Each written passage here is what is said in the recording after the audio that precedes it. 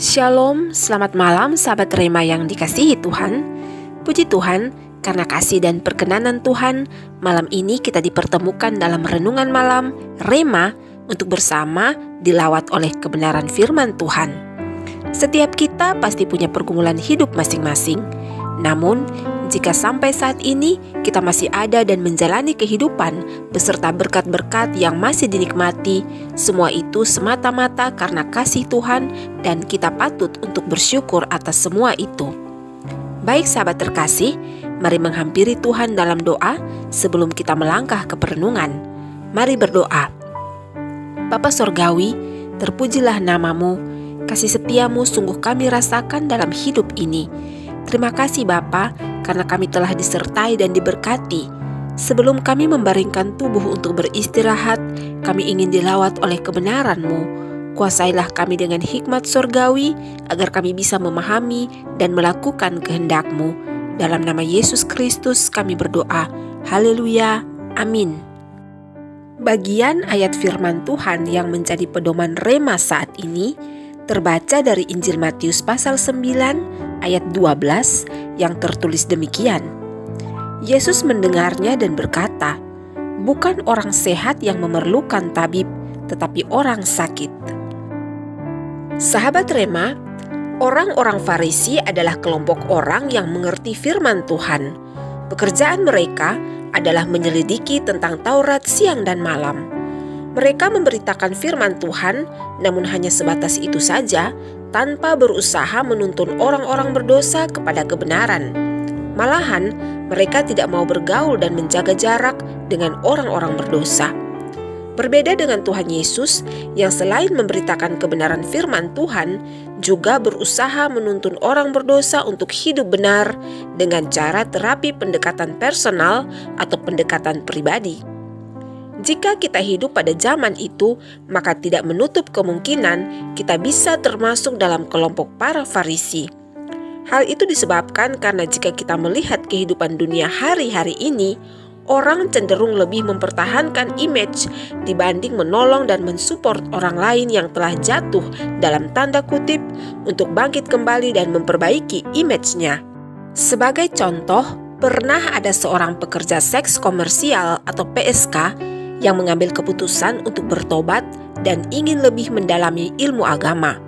Tetapi pada pertengahan dalam dia mempelajari ilmu agama, ia tidak ingin lagi ke gereja dan melanjutkan pembelajarannya sampai selesai karena dia tidak tahan mendengar omongan-omongan dan pandangan sinis dari jemaat yang memojokkan dirinya terus-menerus, sehingga akhirnya dia mundur. PSK ini mundur bukan karena Tuhan Yesus, tetapi karena mereka yang mengakui diri mereka adalah pengikut-pengikut Kristus. PSK ini berkata, "Buat apa saya jadi Kristen kalau orang-orang Kristen tidak lebih baik dari teman-teman PSK yang bisa menerima saya?" Sangat menyedihkan, tetapi itulah yang terjadi. Tidak ada gunanya kita memegang kebenaran yang sejati tanpa dicerminkan dalam hidup.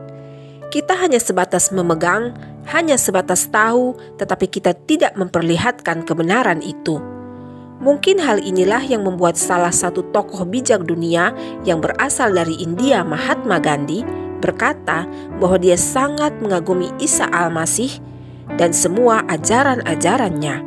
Akan tetapi, ketika melihat kehidupan orang-orang Kristen yang mengklaim diri sebagai pengikut Isa Al-Masih, maka dia memilih untuk tetap pada agamanya.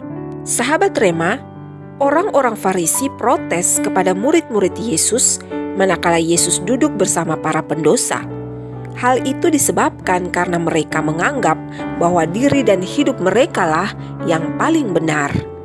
Yesus mendengar pertanyaan memojokkan dari para Farisi kepada para muridnya itu, sehingga dengan telak Yesus menjawab, "Bukan orang sehat yang memerlukan tabib, tetapi orang sakit." Pernyataan Yesus ini jelas menusuk langsung kepada para Farisi yang notabene dianggap sebagai kaum cerdas dari bangsa Yahudi, sehingga mereka tidak bisa berkata apa-apa lagi. Melalui ini, marilah kita selalu ingat bahwa jangan pernah mengukur orang lain menurut standar dan ukuran kita, karena sesungguhnya kita tidak ada bedanya dengan mereka. Bukankah kita sama-sama debu tanah? Bahkan Yakobus menuliskan bahwa kita adalah ibarat uap yang sebentar saja kelihatan lalu lenyap. Kita harus tetap sadar bahwa diri dan hidup kita tidak lebih baik dan tidak lebih benar dari orang lain, karena hal tersebut pasti akan membuat kita menjadi sombong, dan kesombongan adalah awal kehancuran. Hal yang patut kita lakukan adalah saling mengingatkan dan saling menopang antara satu dengan yang lain sesuai dengan aturan firman Tuhan. Sahabat Rema, jika mau jujur, sebenarnya setiap kita adalah pesakitan-pesakitan yang membutuhkan uluran dan jamahan dari Sang Tabib Agung, Yesus Kristus. Marilah kita membuka diri dan hidup kita di hadapannya. Sekuat-kuatnya dan sehebat-hebatnya kita tetap butuh Tuhan, karena kita adalah ciptaannya dan Dialah penguasa tunggal atas hidup kita. Jangan pernah merasa sehat dan kuat, karena kita adalah pendosa-pendosa yang memerlukan juru selamat. Rendahkanlah diri dan hidup kita di bawah tangan Tuhan yang kuat, maka Dia akan meninggikan kita pada waktunya. Karena mengandalkan Tuhan dalam segala hal adalah kunci kekuatan dalam menjalani kehidupan. Allah di dalam Yesus Kristus memberkati kita dengan firman-Nya. Sahabat, mari berdoa. Bapa di dalam nama Yesus, terima kasih untuk kebenaran firman-Mu saat ini yang sungguh menegur, menasihati dan menjadi kekuatan bagi kami. Ampunilah kami jika selama ini kami selalu merasa lebih benar dan lebih baik dari sesama kami. Tolonglah dan kuasailah kami dengan Roh Kudus agar hidup ini selalu dituntun dalam jalan kebenaran-Mu, sehingga melalui hidup yang masih Engkau anugerahkan bagi kami ini, nama-Mu selalu dimuliakan. Amin. Sahabat Rema yang diberkati Tuhan, kebenaran sejati hanya ada di dalam Yesus Kristus. Tetaplah datang padanya dan andalkan Dia dalam segala aspek kehidupan kita, sehingga kita bisa memahami dan melakukan kebenaran dalam hidup ini, agar nama Tuhan terus dimuliakan melalui hidup kita. Terima kasih untuk kebersamaan dan kesetiaan sahabat bersama Rema.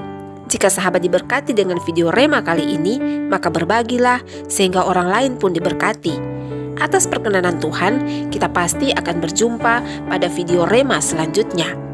Sampai jumpa, selamat malam dan selamat beristirahat. Anugerah dan kasih setia dari Tuhan Yesus Kristus senantiasa menyertai kehidupan kita. Shalom.